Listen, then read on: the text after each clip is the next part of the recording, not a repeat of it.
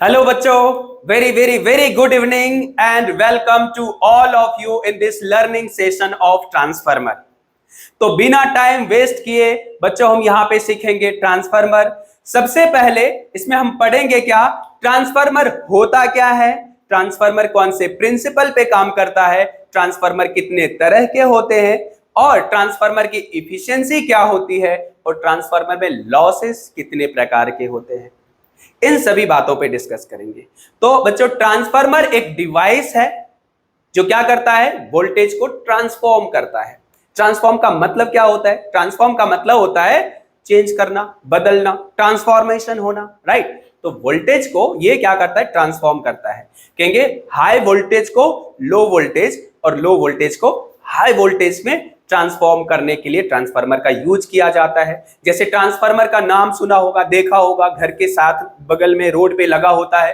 क्या करता है, कभी हम सुनते हैं कि ट्रांसफार्मर फट गया, ट्रांसफार्मर उड़ गया, ट्रांसफार्मर खराब हो गया, बोल गया, ऐसी बातें हम सुनते रहते हैं। तो वही होता है ट्रांसफार्मर एक्चुअली, क्योंकि बहुत बड़े हाई वोल्टेज का अगर लाइन जा रहा होता है और अपने हाउस होल्ड के लिए 220 वोल्ट चाहिए होता है, तो हम क्या करते हैं, उसमें स्टेप डाउन ट्रांसफार्मर लगाते हैं और लो वोल्टेज को कन्वर्ट करके मतलब गांव में, शहर में, छोटे छोटे कस्बों में भेजा जाता है इन चीजों को। ये बातें समझ आ रहा है। तो स्टेप डाउन ट्रांसफार्मर वो होता है। तो स्टेप अप ट्रांसफार्मर और स्टेप डाउन ट्रांसफार्मर दो तरह के ट्रांसफार्मर होते हैं। ओके, तो जो स्टेप अप ट्रांसफार्मर होता है वो क्या करता है, लो वोल्टेज को हाई वोल्टेज में कन्वर्ट करता है, और जो स्टेप डाउन ट्रांसफार्मर होता है वो हाई वोल्टेज को लो वोल्टेज में कन्वर्ट करता है। और ये कैसे करता है, इन सभी का वर्किंग प्रिंसिपल भी देखेंगे और कैसे हो पाता है ये पॉसिबल, इस बातों को भी हम समझेंगे, राइट। अब क्या है कि ट्रांसफार्मर किस प्रिंसिपल पे काम करता है, तो ट्रांसफार्मर का वर्किंग प्रिंसिपल है mutual induction. Okay, mutual induction के प्रिंसिपल पे ट्रांसफार्मर वर्क करता है। और म्यूचुअल इंडक्शन का प्रिंसिपल क्या है, म्यूचुअल इंडक्शन क्या है, अगर एक कॉइल में मैग्नेटिक फ्लक्स का चेंज हो रहा है तो उसके नेबर कॉइल में भी मैग्नेटिक फ्लक्स का चेंज होगा, और इस मैग्नेटिक फ्लक्स के चेंज होने के कारण क्या होगा, इसमें ईएमएफ इंड्यूस होगा, जिस फेनोमेना को हम कहते हैं म्यूचुअल इंडक्शन। तो let's come on the topic. हम लिखेंगे क्या, it is the device, transformer क्या है, लिखेंगे it is the device, it is the device which is used to transform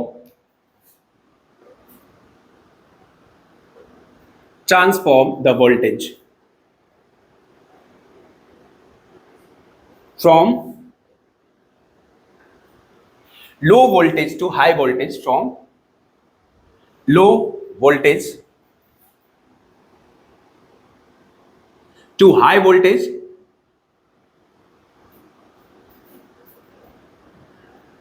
and from high voltage to low voltage, right. कैसे कहेंगे, according to our requirement, according to our requirement. मतलब क्या हुआ, हमारी जरूरत के हिसाब से, क्योंकि हमें क्या करना है, हाई वोल्टेज को लो वोल्टेज में कन्वर्ट करना है या लो वोल्टेज को हाई वोल्टेज में कन्वर्ट करना है, उस तरह से हम अलग अलग ट्रांसफार्मर का यूज करेंगे। ये दोनों तरह के होते हैं। ओके, तो वर्किंग प्रिंसिपल क्या है, लिखेंगे transformer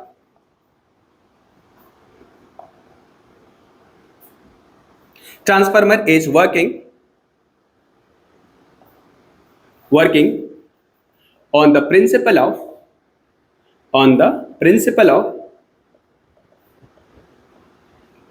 of mutual induction.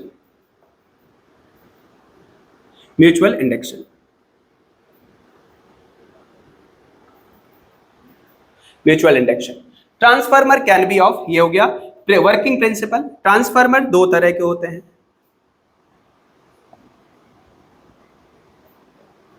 Transformer can be of two types, दो तरह के ट्रांसफार्मर हो सकते हैं। पहला लिखेंगे बच्चों, क्या लिखेंगे? Step up transformer.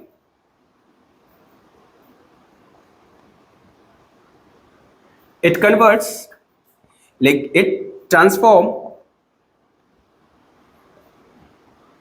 Step up transformer है ना, इट ट्रांसफॉर्म लो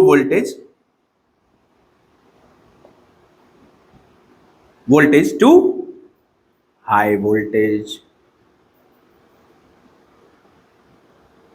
ये क्या करता है? लो वोल्टेज को हाई वोल्टेज में जो ट्रांसफार्मर ट्रांसफॉर्म करेगा उसको क्या कहेंगे? Step up transformer. दूसरा ट्रांसफार्मर होता है बच्चों step down transformer. Step down transformer. Step down transformer क्या होता है? कहेंगे it transform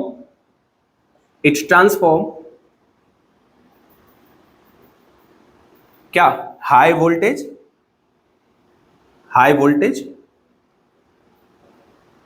to low voltage according to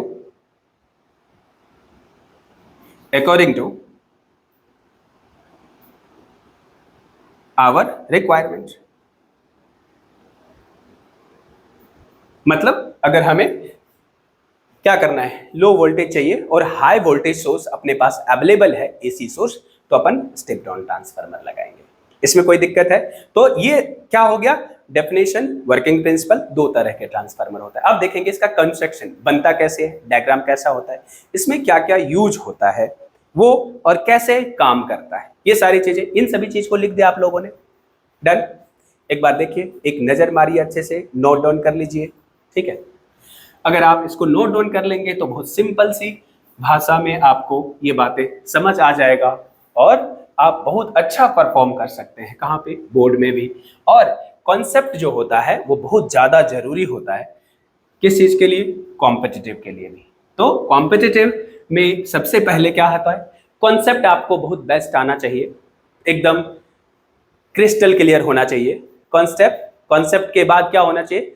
formula, ये सारे, और डेफिनेशन, ये सभी चीजें। उसके बाद आपके कैलकुलेशन पार्ट आते हैं। आप जितना ज्यादा प्रैक्टिस करेंगे उतना ज्यादा स्ट्रांग होते जाएंगे। ओके, तो यहाँ पे हमने देख लिया कि कितने तरह के ट्रांसफार्मर होते हैं, ट्रांसफार्मर किस प्रिंसिपल पे काम करता है, और ट्रांसफार्मर होता क्या है। कोई दिक्कत यहाँ तक? आई होप कि मजा आ रहा होगा, कोई दिक्कत नहीं होगी। तो ट्रांसफार्मर देखिए क्या होता है। ट्रांसफार्मर में दो कॉइल होता है। It consist two coils winded over the soft iron core. देखते हैं पहले, उसके बाद डिस्कस करेंगे। ट्रांसफार्मर होता है, इसमें दो कॉइल होते हैं, और जो होता है क्या होता है? Winded over the soft iron core. ये जो मैं बना रहा हूं ये क्या है? इसको कहते हैं हम सॉफ्ट आयरन कोर। हम ये भी देखेंगे सॉफ्ट आयरन कोर ही क्यों, स्टील कोर क्यों नहीं, ये सारी बातें हम समझेंगे। इस तरह से सिंपल डायग्राम हम ड्रॉ करेंगे किस चीज का? सॉफ्ट आयरन कोर का। ठीक है, इसका नाम दे देते क्या? सॉफ्ट आयरन कोर है ये। ठीक है, इसमें दो soft iron, actually soft iron core में क्या करते हैं? दो लूप, इसमें दो क्या लगाते हैं? कॉइल लगाते हैं। ये इस तरह से हम इसमें कॉइल बाइंड कर देते हैं। ठीक है, इसमें हमने क्या किया बच्चों? देखो, इसमें हमने दो कॉइल, एक कॉइल इधर बांध दिया, बाइंड कर दिया, और दूसरा कॉइल क्या करेंगे? यहां पे बाइंड कर देंगे।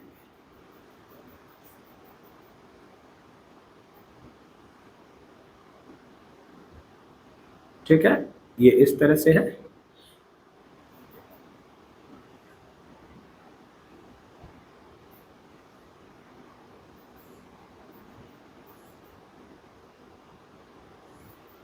ये हो जाएगा। इसको बच्चों कहेंगे क्या? Secondary coil. और इसको कहेंगे क्या? Primary coil. क्यों कहेंगे इसको सेकेंडरी कॉइल? यहां पे हम प्राइमरी कॉइल, ये फर्स्ट कॉइल है, इसको कह दिया, नाम क्या दे दिया? इसको कह दिया प्राइमरी कॉइल। यहां पे हम इनपुट वोल्टेज इनपुट करते हैं, लिखेंगे इनपुट वोल्टेज अप्लाई करते हैं, तो इसको इनपुट कॉइल भी कह सकते हैं। और यहां से हम क्या करते हैं, यहां से हम क्या करते हैं, इसको इस तरह से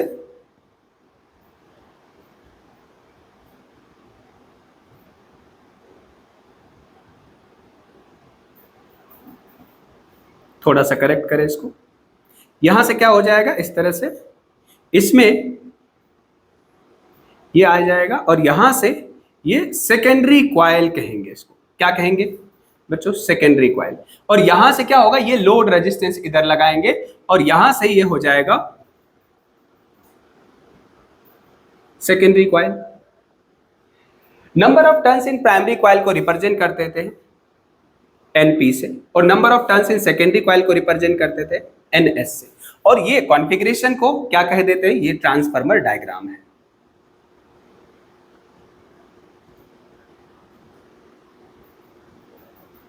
ठीक है, ट्रांसफार्मर डायग्राम है। यहां पे इनपुट वोल्टेज मिलता है, यहां पे अगर हम लोड रेजिस्टेंस लगा दें तो यहां पे अपने को मिलता है क्या, क्या मिलता है, कहेंगे आउटपुट वोल्टेज मिलता है, आउटपुट वोल्टेज मिलता है।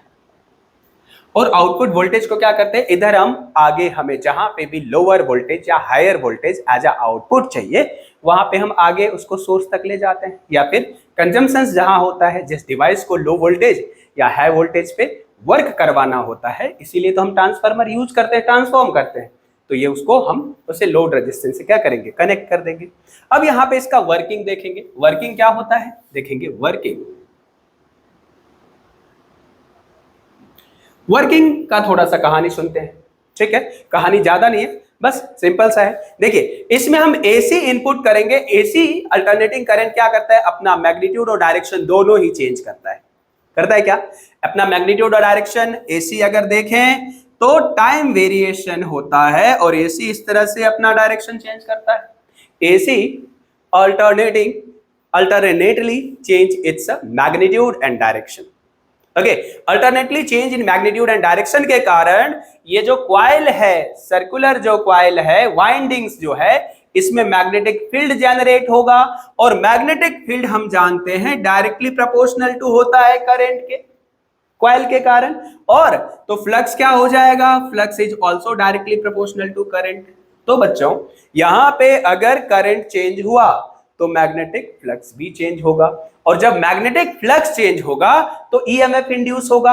किसने कहा, फैराडे ने कहा। फैराडे ने कहा किसी भी कंडक्टर से अगर मैग्नेटिक फ्लक्स चेंज होगा तो उसमें ईएमएफ इंड्यूस होगा, जिसको Faraday law of electromagnetic induction कहते हैं। ठीक है, तो इसमें तो इंड्यूस होगा ही। अब क्या होता है, इसके पड़ोसी कॉइल है ये सेकेंडरी कॉइल, तो सेकेंडरी कॉइल में भी मैग्नेटिक फ्लक्स चेंज होगा, राइट ना। और आयरन, सॉफ्ट आयरन कोर जो है, ये कौन सा मटेरियल है, इसको कहते हैं ये फेरोमैग्नेटिक सब्सटेंस है। और फेरोमैग्नेटिक सब्सटेंस स्ट्रांगली मैग्नेटाइज होता है इन the direction of external magnetic field. और ये करता क्या है, इसका काम है सारे मैग्नेटिक फ्लक्स जितना इससे है, इससे बाहर ना जाए। टोटल मैग्नेटिक फ्लक्स को क्या करेगा, ये बाउंड करके रखेगा, और कोशिश करेगा कि मैग्नेटिक फ्लक्स जो है वो पास करे किससे, अंदर अंदर करे। किसके अंदर अंदर, तो सॉफ्ट आयरन कोर से ही पास करे। तो जितना मैग्नेटिक फ्लक्स इससे पास होगा, तो इस सॉफ्ट आयरन कोर का काम होगा बच्चों, ये उतना ही मैग्नेटिक फ्लक्स इससे पास करवाए। बात समझ आ रहा है, अदरवाइज क्या होगा, ऐसे भाग जाएगा नहीं, ये बाहर निकल जाएगा। क्यों, क्योंकि अपन जानते हैं ना, ये सर्कुलर अगर करंट है, ये अगर सर्कुलर करंट है तो करंट का डायरेक्शन ये होता है कि नहीं। लेकिन अगर ये जैसे जैसे देखोगे तो करंट इस तरह से हो जाता है, अगर सोलेनोइड देखोगे तो हो जाता है कि नहीं। तो यहां पे अगर एक और कॉइल देंगे तो देखेंगे कि ये फ्लक्स तो बाहर चला गया, ये फ्लक्स बाहर चला गया। अब कहेंगे सर इसमें बिल्कुल भी बाहर नहीं जाएगा क्या, जाएगा। ठीक है, हम जो चाहते हैं वो 100% नहीं होता है ना, तो इसका कोशिश ये रहता है कि मैक्सिमम फ्लक्स अंदर से पास हो, और 100% एफिशिएंट ट्रांसफार्मर के लिए 100% पास होता है, ऐसा माना जाता है। ठीक है, तो ये प्रैक्टिकली करेक्ट नहीं है, लेकिन थ्योरेटिकली हम ऐसा कह सकते हैं कि जितना फ्लक्स इससे पास हो रहा है उतना ही प्लस उससे जाने के लिए, तो मैक्सिमम या फिर ये कह लो कि ऑप्टिमाइज करने के लिए हम क्या करते हैं, सॉफ्ट आयरन कोर यूज करते हैं। पता है अपने को, आयरन कोर का एक और खास बात यह है कि वो इजिली मैग्नेटाइज हो जाता है और इजिली डीमैग्नेटाइज हो जाता है। अगर मैग्नेटिज्म आपने ध्यान से पढ़ा होगा तो वहां पे कोर्सिविटी और रिटेंटिविटी ये दोनों जो है सॉफ्ट आयरन कोर का क्या होता है, कम होता है। सॉफ्ट आयरन मटेरियल का क्या होता है, कम होता है। ये इजिली मैग्नेटाइज और डीमैग्नेटाइज होता जाता है, जिसके कारण इसमें हिस्टैरिसीस लॉस कम होती है। ठीक है, और इफिशिएंसी ऑफ ट्रांसफार्मर को ऑप्टिमाइज किया जा सकता है। इसमें स्टील कोर भी यूज कर सकते हैं, वो भी फेरोमैग्नेटिक सब्सटेंस है, लेकिन वो जो है क्या करता है, उसका कोर्सिविटी और रिटेंटिविटी ज्यादा होता है। कहने का मतलब उस ट्रांसफार्मर उसमें वो इजिली मैग्नेटाइज और डिमैग्नेटाइज नहीं होता है, और उसमें हिस्टैरिसीस लॉसेस के chances in as compare to the soft iron core ज्यादा हो सकते हैं। तो अपने को क्या चाहिए, ज्यादा एफिशिएंसी चाहिए। क्या चाहिए, ज्यादा एफिशिएंसी। तो हम इसलिए क्या करते हैं, सॉफ्ट आयरन कोर यूज करते हैं। चलिए, तो अब ये बातें समझ आ गया। यहां से क्या होगा, इससे जितना फ्लक्स पास होगा, एक कॉइल से जितना फ्लक्स हुआ, टोटल फ्लक्स एनपी से मल्टीप्लाई कर देंगे, उतना ही फ्लक्स मान लेंगे कि इससे पास हो रहा है, तो इसको ns इंटू 5 लिख देंगे। दोनों के फ्लक्स को अगर हम डिफरेंशिएट करेंगे तो यहां पे मिलेगा इनपुट ईएमएफ और यहां पे मिलेगा आउटपुट ईएमएफ, और उसको हम कंपेयर कर देंगे और हम उसमें कंडीशन लगा देंगे। और एक और बात समझिए, अगर इसमें कैसे होगा, कहेंगे sir step up step down transformer कैसे होगा ये, तो जब हम इसमें नंबर ऑफ सेकेंडरी कॉइल को बढ़ाएंगे, number of turns in secondary coil अगर ज्यादा रखेंगे और number of turns in primary coil अगर कम रखेंगे, तो ये ट्रांसफार्मर आउटपुट कहां मिलेगा, सेकेंडरी कॉइल में। उसका टर्न्स अगर ज्यादा है तो स्टेप अप ट्रांसफार्मर, और आउटपुट कॉइल मतलब सेकेंडरी कॉइल में नंबर ऑफ टर्न्स अगर कम है तो क्या होगा, तो होगा ये स्टेप डाउन ट्रांसफार्मर। बात समझ आ गई। वर्किंग में क्या होगा, इसमें हम लिखेंगे, वर्किंग में देखेंगे, लिखेंगे the flux, the magnetic flux, magnetic flux through each turn off the primary coil is phi, then total flux through primary coil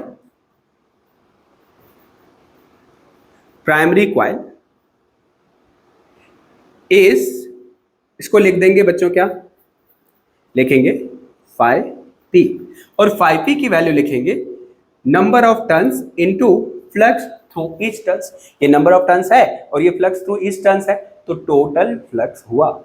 बात समझ आ गई। तो लिखेंगे from Faraday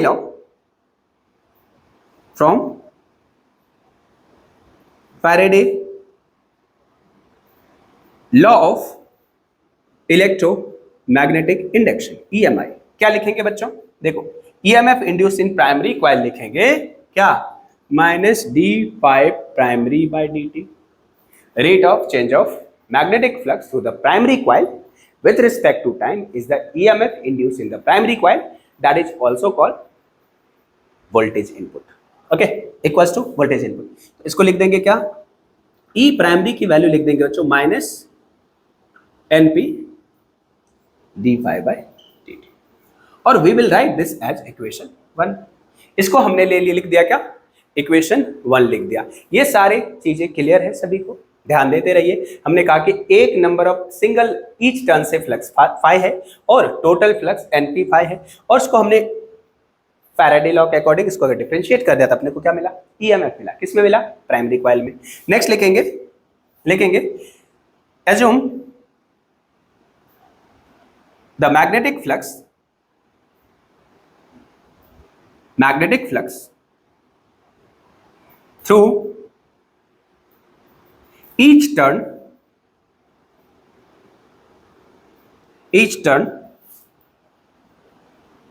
of the secondary coil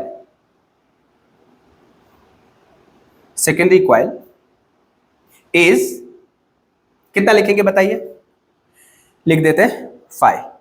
लिखेंगे then total flux through through secondary coil is, क्या लिखेंगे, is phi s equals लिखेंगे ns into phi। कोई दिक्कत, क्या लिखा, ns इंटू phi। अब अगर बात करेंगे, लिखेंगे फ्रॉम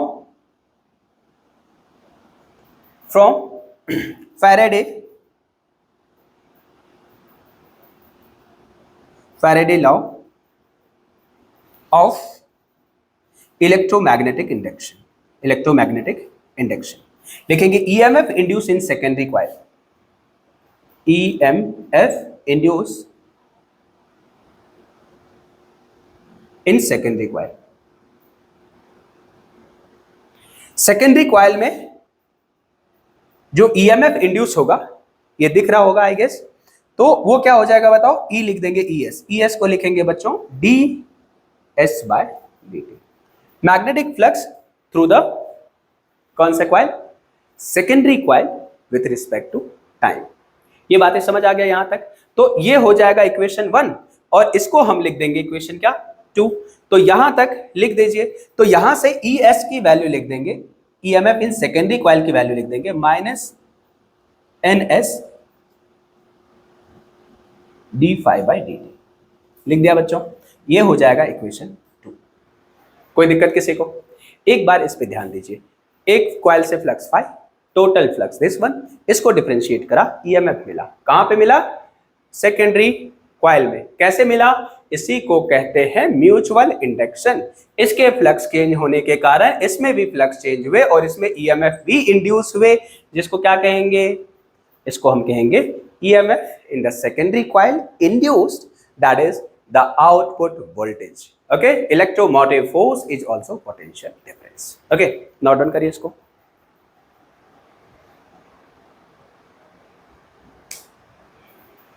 ठीक है, थोड़ा ध्यान दे दीजिएगा, थोड़ा होच पोच लग रहा है इसको, लेकिन क्लियर है, विजिबल है। ओके, कोई दिक्कत? तो यहां से हम अब क्या लिखेंगे? ये दोनों के कारण हम देखेंगे।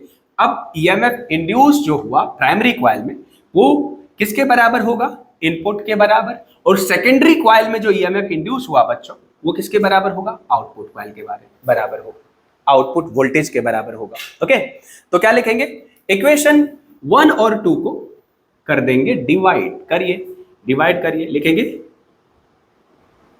इक्वेशन 1 डिवाइडेड बाय, या इक्वेशन 2 डिवाइडेड बाय 1 करते हैं। Equation 2 divided by equation 1। अब 1 डिवाइडेड बाय 2 या 2 डिवाइडेड 1 करें, कोई दिक्कत है क्या? कोई दिक्कत नहीं, बिल्कुल भी नहीं। EP बराबर करेंगे बच्चों, तो यहां से अपने पास आ जाएगा क्या बताओ तो? -NS d∅dt divided by -NP d∅dt। ये दोनों वैल्यू क्या है? सेम है। हमने माना कि ये अपना काम बहुत अच्छे से कर रहा है और टोटल का टोटल फ्लक्स इससे पास करवा रहा है, ऐसा हमने माना है। क्योंकि ऐसा करता भी है, ये कोशिश करता है, फिर भी 1-2 लाइन पास हो जाए तो अलग बातें हैं बच्चों। ये जो होगा नेगेटिव हो जाएगा क्या? प्लस। तो लिखेंगे सेकेंडरी कॉइल ES/EP बराबर लिखेंगे NS/NP। इसको बच्चों हम कहते हैं क्या? ट्रांसफार्मर रेशियो भी कहते हैं। ट्रांसफार्मर रेशियो भी कहते हैं। किसको कहते हैं बताओ? ट्रांसफार्मर रेशियो कहेंगे the ratio of number of secondary coil, नहीं, number of turns in secondary coil to the number of turns in primary coil. इसको हम ट्रांसफार्मर रेशियो भी कहते हैं। चलिए, अब यहां पे बात करेंगे क्या वोल्टेज बढ़ा तो करंट भी बढ़ेगा क्या? आउटपुट वोल्टेज बढ़ा तो क्या करंट भी बढ़ेगा क्या? Answer is no boss, current नहीं बढ़ेगा। कहेंगे सर क्यों नहीं बढ़ेगा करंट? वोल्टेज बढ़ा तो करंट बढ़ना चाहिए, और ये बात डिपेंड करेगा, वोल्टेज बढ़ा तो करंट बढ़ना चाहिए ऐसा जरूरी है क्या? रेजिस्टेंस पे भी तो डिपेंड करेगा, और भी चीजों पे डिपेंड करेगा। दूसरी बात, यहां पे क्या वोल्टेज बढ़ा तो करंट बढ़ेगा, आंसर इज नो, क्योंकि आपने जितना heat can neither be energy can neither be created nor be destroyed, आपने इलेक्ट्रिकल एनर्जी का कुछ पावर सप्लाई कर रहे हैं, एनर्जी पर सेकंड दे रहे हैं इसको, जिसको कहेंगे क्या, पावर सप्लाई। तो आउटपुट, ये कोई ऐसा मशीन नहीं है कि जो दिया और एनर्जी डबल करके भेजा, ऐसा कुछ नहीं है कि आलू डाला और सोना निकला, इस तरह का कुछ नहीं है। बात समझ आ रहा है? यहां पे इसमें अगर कुछ एनर्जी दिया, वो एनर्जी डबल होके नहीं निकलेगा, पावर इंक्रीज नहीं होने वाला, हालांकि लॉस हो जाएगा। बात समझ आ रहा है? इसी कारण से क्या होगा, अगर वोल्टेज स्टेप अप हुआ है तो करंट स्टेप डाउन होगा, ताकि वोल्टेज प्लस इनटू करंट का प्रोडक्ट जो है, जो पावर होता है, वो कंजर्व रहे। ठीक है, 100% में बराबर ही आएगा। और अगर 100% इफिशियंसी में ऐसा होता नहीं है प्रैक्टिकली, तो इफिशियंसी कुछ ना कुछ कम ही होगा, एनर्जी लॉस हो गई, flux leakage loss, leakage loss की बातें करेंगे हम, लॉसेस की बातें करेंगे, बिल्कुल करेंगे। लिखेंगे फॉर 100% इफिशियंट ट्रांसफार्मर, क्या लिखेंगे, फॉर 100%, या फॉर लिख देते क्या, इसको 100% इफिशियंट वाले ट्रांसफर को कहते हैं क्या, आइडियल ट्रांसफार्मर। लिखेंगे for ideal transformer, for ideal transformer, right. Transformer जो है आइडियल के केस में क्या होगा, फॉर 100%, फॉर 100% इफिशियंट ट्रांसफार्मर।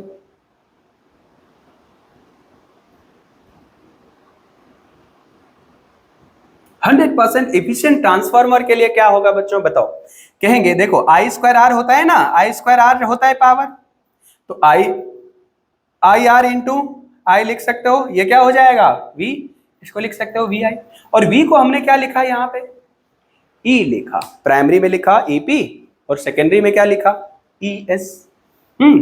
तो पावर जो होगा दोनों में, वो क्या होगा, बराबर होगा, तभी 100% कहेंगे। तो लिखेंगे आउटपुट पावर, लिखेंगे इनपुट नहीं, इनपुट, इनपुट पावर बराबर आउटपुट पावर। तो इनपुट पावर बराबर आउटपुट पावर जब लिखेंगे बच्चों, तो लिखेंगे EP into IP, EMF across first पैम and current का प्रोडक्ट, बराबर ES इंटू IS। तो यहां से बच्चों हम इसको लिख सकते हैं, डिवाइड करो, देखो क्या लिख दोगे, लिख दोगे IP बाय IS, दिख रहा है क्या, लिखेंगे IP बाय IS बराबर क्या लिख देंगे बताओ, इसको लिखेंगे बराबर ES बाय EP। इसको लिख देते हैं बच्चों क्या, इसको हमने लिख दिया ट्रांसफार्मर रेशियो, ये ट्रांसफार्मर रेशियो होता भी है, ठीक है, हम डिफाइन फिर से कर सकते हैं। इसको लिखो इक्वेशन क्या, पहला वाला, इसको लिखो इक्वेशन दूसरा वाला। इन दोनों अगर देखो तो ये LHS इसका RHS के बराबर है, इसका मतलब ये दोनों भी क्या होगा, बराबर होगा। तो लिखेंगे फ्रॉम इक्वेशन, क्या लिखेंगे बच्चों, लिखेंगे फ्रॉम इक्वेशन 1 and 2, 1 and 2 क्या लिखेंगे, लिखेंगे EMF induce in secondary coil divided by output voltage by input voltage, that is equals to number of turns in secondary coil by number of turns in primary coil, बराबर। यहाँ पे देखो, ये तो उल्टा है, क्या है, उल्टा है, कैसा है, लिखेंगे IP by IS, है क्या कोई दिक्कत क्या। देखो अब हमने कहा था स्टेप अप ट्रांसफार्मर के लिए number of turns in secondary coil बढ़ा देंगे, वोल्टेज बढ़ जाएगा, लेकिन बच्चों करंट घट जाएगा।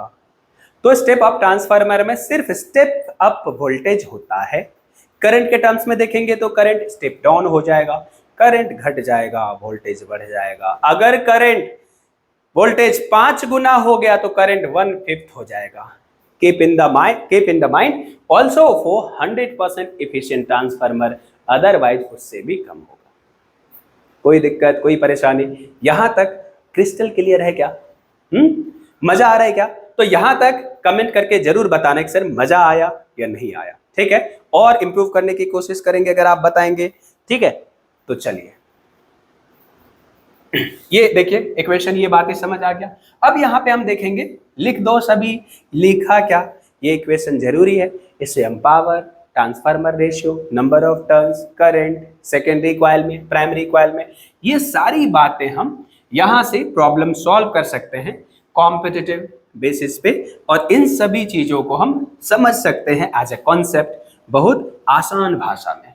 ओके चलिए, तो यहां से अगर हम देखें तो लिखेंगे फॉर, यहां पे अब लिख देते क्या, स्टेप अप ट्रांसफार्मर लिखेंगे, फॉर स्टेप, हमने लिख दिया step up transformer, step down transformer, तो यहां पे हम लिखेंगे क्या, for step up transformer.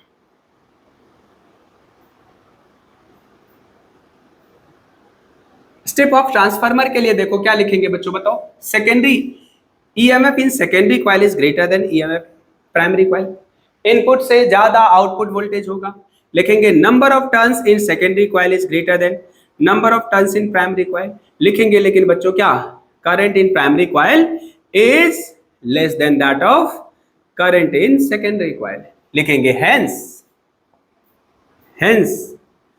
In the step up transformer, in the step up transformer क्या होगा, लिखेंगे voltage will increase but current output will decrease। कोई परेशानी दिख रहा है क्या, hence in the step up transformer voltage will increase but the current output will decrease। क्यों भाई, ऐसा क्यों कहेंगे, क्योंकि ये वोल्टेज को बढ़ाने, अप और डाउन करने वाले ट्रांसफार्मर है, एनर्जी बनाने वाली डिवाइस नहीं है ये, एनर्जी तो कंजर्व भी रहता है, ऐसा कोई डिवाइस नहीं है जो एनर्जी को बना दे, ट्रांसफॉर्म किया जा सकता है। जैसे गैस जलाते हैं, हीट एनर्जी निकलता है, तो उसने केमिकल एनर्जी को हीट एनर्जी में कन्वर्ट किया। पेट्रोल यूज करते हैं, बाइक चलाते हैं, कार चलाते हैं, उसमें क्या होता है, एनर्जी कन्वर्ट होता है, केमिकल एनर्जी को पहले हीट एनर्जी में कन्वर्ट किया जाता है, और हीट एनर्जी फिर से मैकेनिकल एनर्जी में कन्वर्ट होता है, इसमें कोई एनर्जी जनरेट नहीं होता, can not be created. Okay चलिए नेक्स्ट लिखेंगे फॉर, क्या लिखेंगे बच्चों, for step down transformer, step down transformer, step down transformer के लिए क्या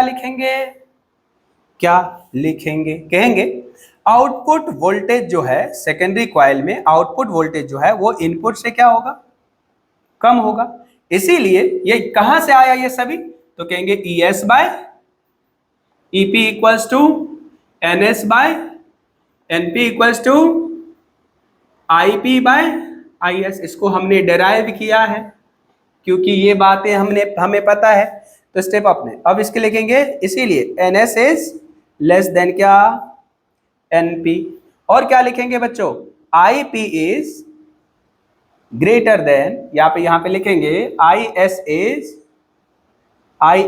इज ग्रेटर देन IP, ठीक है ना, क्योंकि करंट वोल्टेज घटा है, आउटपुट वोल्टेज क्या हुआ, कम हुआ, किससे कम, इनपुट से, तो करंट क्या होगा, बढ़ जाएगा। कोई दिक्कत किसी को, ये बातें अपने को क्या है, ध्यान रखना है, क्योंकि ये आया कहां से, क्योंकि हमने डिराइव किया है बच्चों क्या, ये EMF in output voltage by input voltage का रेशियो है सेकेंडरी कॉइल का टर्न्स बाय प्राइमरी कॉइल के टर्न्स के रेशियो के बराबर, और इसको लिखेंगे प्राइमरी कॉइल में current divided by secondary coil में करंट, क्योंकि ये चीजें अपन ने क्या किया है, डिराइव किया है। यहां तक कोई परेशानी क्या नहीं ना, तो यहां पे स्टार मार्क करके लिख दिया यहां पे, इसीलिए यहां पे भी लिख सकते हैं, हेंस क्या लिखेंगे बच्चों, hence in step down transformer, step down transformer क्या कहेंगे? कहेंगे voltage, voltage output will decrease, voltage output will decrease but the current output in secondary coil will decrease। बात समझ आई? कोई दिक्कत? यहां तक ये हो गया वर्किंग, करंट कितना ज्यादा होगा, क्यों होगा, वोल्टेज बढ़ेगा या घटेगा, स्टेप अप में क्या होगा, स्टेप डाउन में क्या होगा, इन सारी बातों का हमें ज्ञान हो गया है। इसको आप अगर अच्छे से देखेंगे, आराम से पढ़िए, नोट बनाइए, उसको एक बार रिवीजन करिए, चकाचक। ओके, तो यहां से अगर हम फिर से बात अगर करें, अब क्या होता है इसमें, क्या कहेंगे, सारे ट्रांसफार्मर क्या 100% इफिशिएंट होता है? कहेंगे कोई ट्रांसफार्मर 100% इफिशिएंट हो ही नहीं सकता, किसी ना किसी तरह का एनर्जी लॉस तो होगा। यहां पे हम देखेंगे 4 तरह के एनर्जी लॉस देखने वाले हैं, ठीक है? 4 तरह के एनर्जी लॉस देखेंगे, इसको एक बार नजर मारिए, नोट में कॉपी करिए, ठीक है? एक बार ध्यान दीजिए, कोई दिक्कत है तो पूछिए। ओके,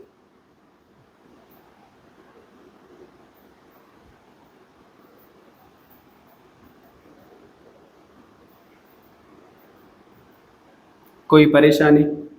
पॉज करके लिख सकते हैं आप, ठीक है? बहुत टाइम लगता ही है अपने को, तो आराम से लिख सकते हैं, ठीक है? इतने टाइम में तो कोई दिक्कत है किसी को? चलिए, नहीं दिक्कत है, ओके।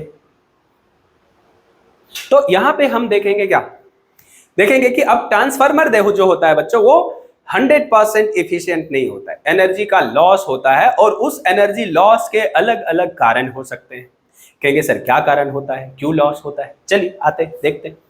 देखिए, ये जो कॉइल होता है, जो कॉइल होता है, ये कॉइल जो होता है वो किसका बना होता है? ये कॉइल बना होता है कॉपर का।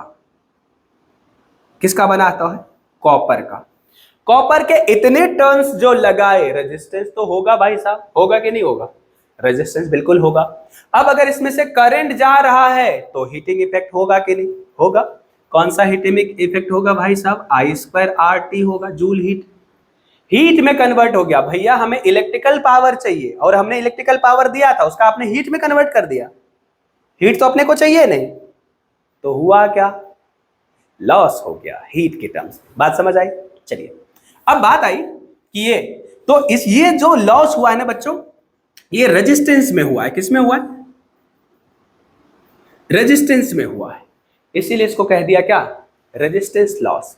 रेजिस्टेंस किस में था? कहेंगे कॉपर के वायर में, प्राइमरी और सेकेंडरी कॉइल में, इसलिए इस रेजिस्टेंस लॉस को कॉपर लॉस भी कहते हैं। क्या कहते हैं? Copper loss. और क्या कहते हैं? Resistance loss. होता कहां है? Primary coil, secondary coil copper का बना होता है, उसमें जो रेजिस्टेंस होता है उसके कारण हीट लॉस होता है, जूल हीट लॉस होता है, उसको हम कहते हैं क्या? कॉपर लॉस और रेजिस्टेंस लॉस। अब बात आई दूसरा क्या, और क्या होता है सर? ये सॉफ्ट आयरन कोर क्यों लगाया गया?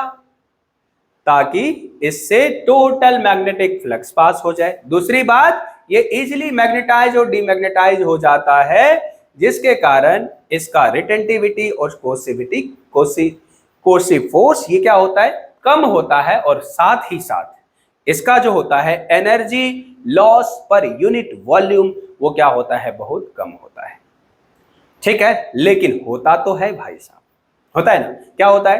तो इसमें हिस्टैरिसीस लॉस होता है, करंट चेंज होता है, अपनी डायरेक्शन बदलता है, वैल्यू चेंज होता है।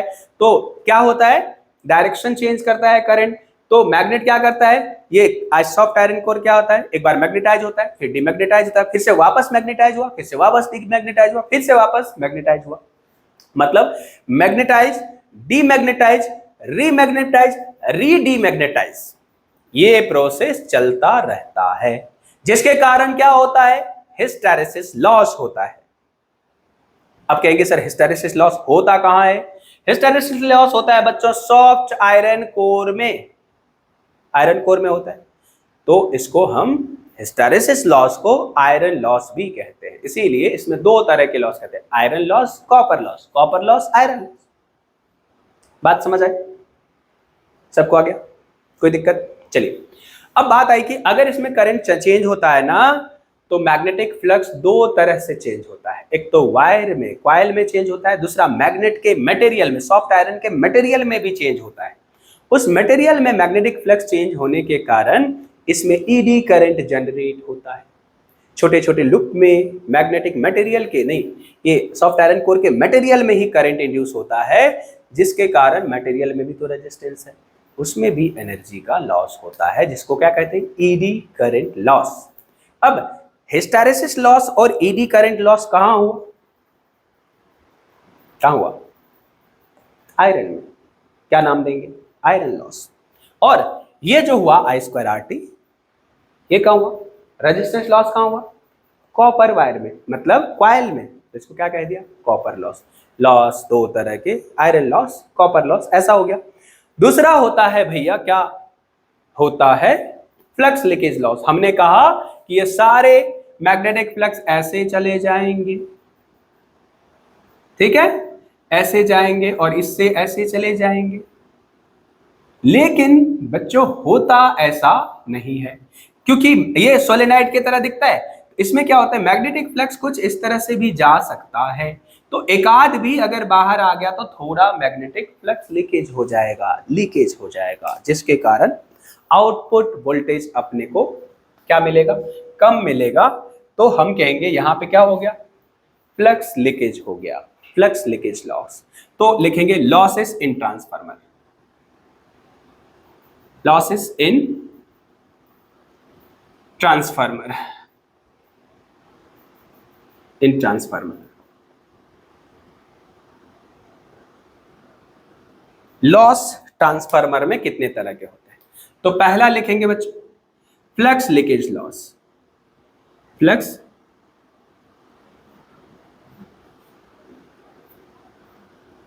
लीकेज लॉस, ठीक है। क्या होता है? जित फ्लक्स प्राइमरी और सेकेंडरी कॉइल के बीच में कुछ फ्लक्स लीकेज हो जाता है, जिसके कारण पावर लॉस होता है, इसको कहते हैं क्या?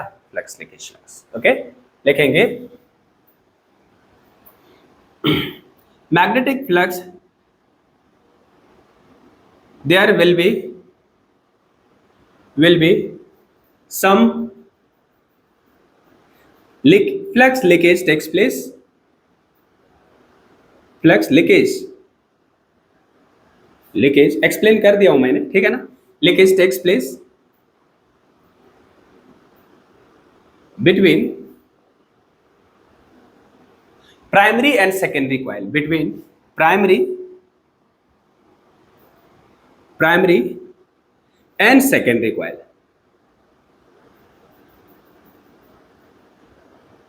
लिखेंगे due to which some power loss takes place, which is called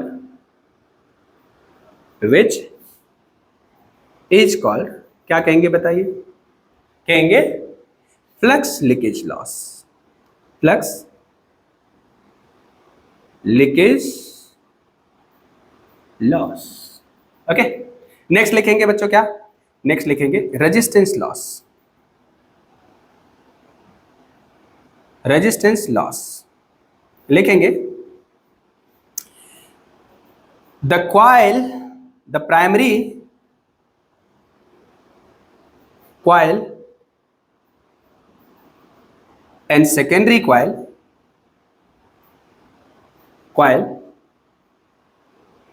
is generally made up of the copper,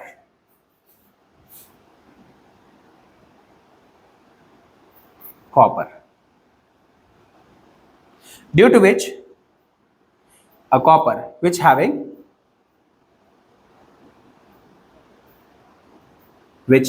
resistance, क्या होता है, रेजिस्टेंस होता है, due to which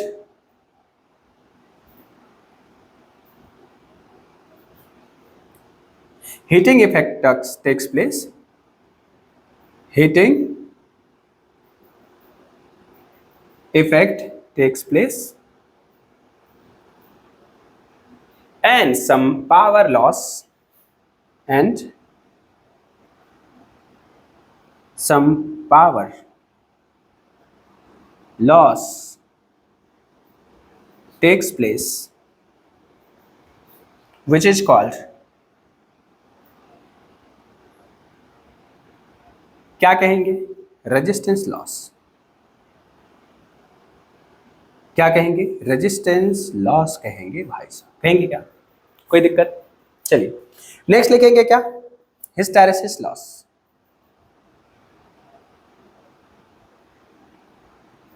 hysteresis loss लिखेंगे, due to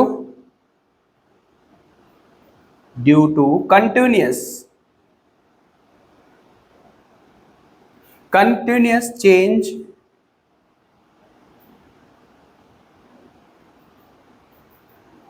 in the direction of current AC, the magnetic soft iron core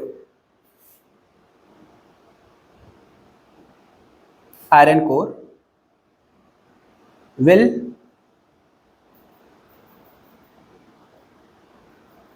continuously magnetize or demagnetize, magnetize and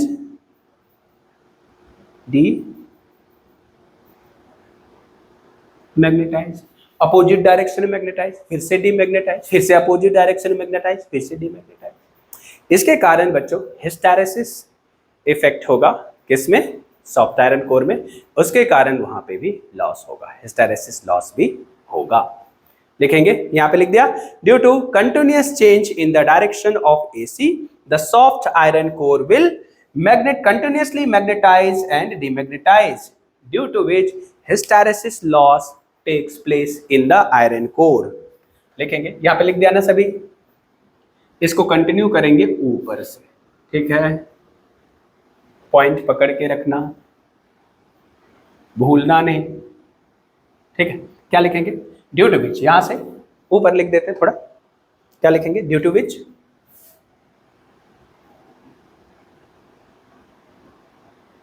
hysteresis loss takes place in the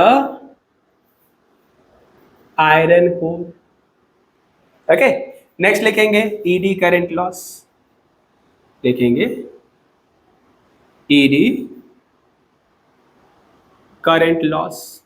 अब eddy current loss होता क्या है बताओ, ED current loss क्या होता है, कहेंगे जब मैग्नेटिक फ्लक्स पास होगा बच्चों, किससे चेंज होगा, कॉइल से, उस टाइम पे मैग्नेटिक मटेरियल से भी क्या होगा, फ्लक्स चेंज होगा, और मैग्नेटिक मटेरियल से फ्लक्स चेंज होने के कारण ये जो है सॉफ्ट आयरन कोर, इस मटेरियल से अगर मैग्नेटिक फ्लक्स चेंज हो रहा है, ठीक है, इस मटेरियल से, तो इसमें क्या होगा, फ्लक्स चेंज होने के कारण इसमें छोटे छोटे लूप में करंट का फॉर्मेशन होता है।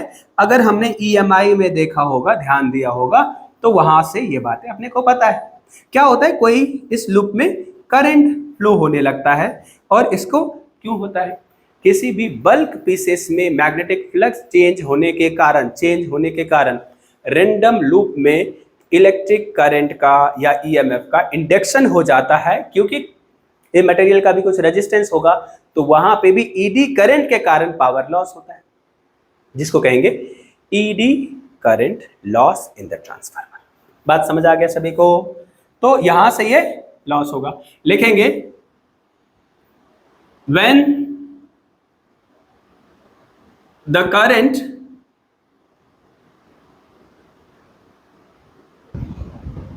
continuously change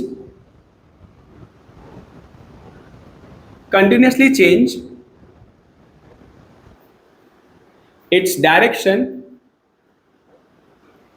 and magnitude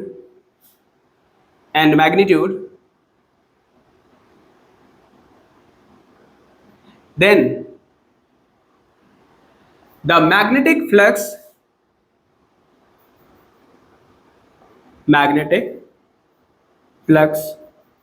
also change magnetic flux also change कहाँ चेंज होगा मैग्नेटिक फ्लक्स बताओ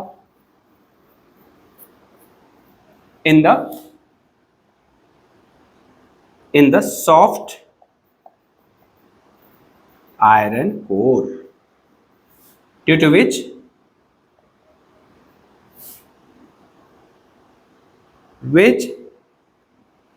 ED currents generated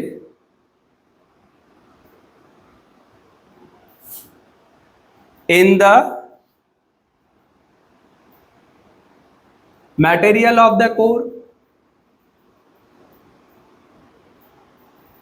due to which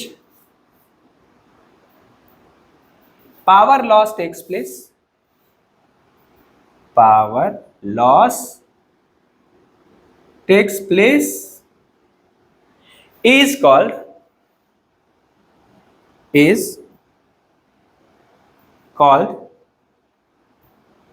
ED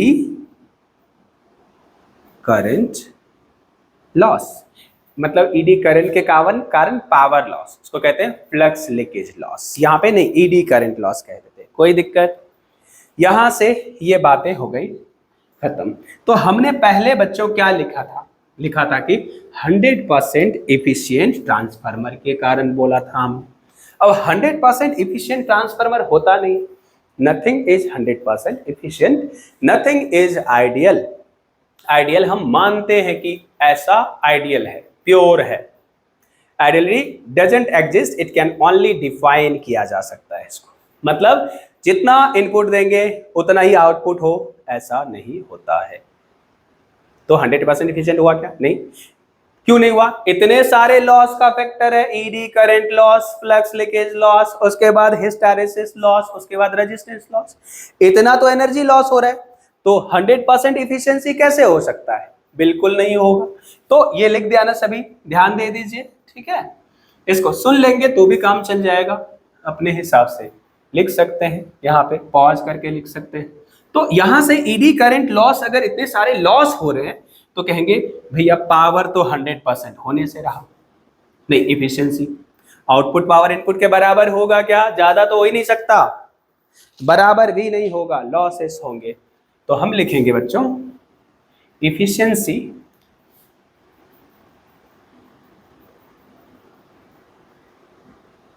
efficiency of transformer, efficiency of transformer.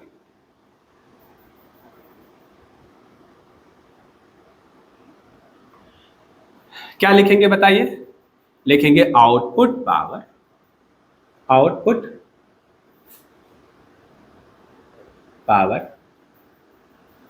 By input power.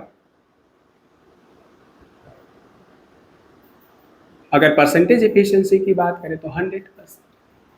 तो efficiency जो होगा, percentage efficiency, तो क्या लिखेंगे? P output, PO लिख देते हैं, डिवाइडेड बाय पी इनपुट, जिसको हम पी आई लिख देते हैं, इसमें क्या लिख देंगे? इंटू 100%। ये हो गया परसेंटेज एफिशिएंसी। अब बात आई कि लॉस कितना होगा, कहेंगे पावर लॉस लिखेंगे पीएल, लिखेंगे इनपुट जितना मिला और माइनस आउटपुट जितना मिला, अपने इनपुट जितना दिया और आउटपुट जितना मिला। तो यहां पे बच्चों क्या लिख देंगे हम? इनपुट पावर को लिख देंगे power output by power loss. PL क्या है? पावर लॉस है। तो एफिशिएंसी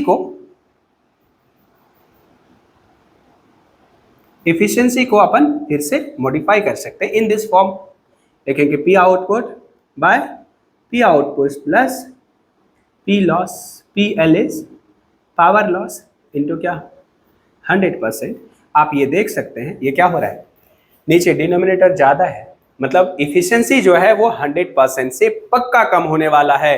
कोई दिक्कत क्या, लॉस की वैल्यू 0 नहीं हो सकती, तो एफिशिएंसी 100% नहीं होता है। This is all about the transformer. अगर शुरू से लास्ट तक आप इसको देखेंगे, एक बार अगर